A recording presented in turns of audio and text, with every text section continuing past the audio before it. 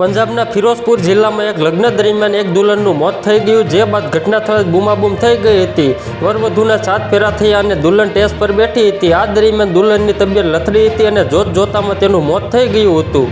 દુલ્હનને heart attack આવ્યો હોવાની શક્યતા છે. માંડવામાં હાજર રહેલા લોકોએ દુલ્હનને ભાનમાં લાવવાનો પ્રયાસ કર્યો. ડોક્ટરને પણ બોલાવાયા હતા, પરંતુ કોઈ ફાયદો ન થયો. એક ક્ષણમાં લગ્નની ખુશી શોકમાં ફેરવાઈ ગઈ. ફિરોઝપુરના સોહવાલા ગામમાં જયચંદની પુત્રી 23 વર્ષીય નીલમની જાન આવી હતી. માંડવામાં 7 ફેરા લીધા પછી તરત તેને હાર્ટ એટેક આવ્યો હતો અને બેભાન થઈ જતા શીશાશીશ મચી હતી.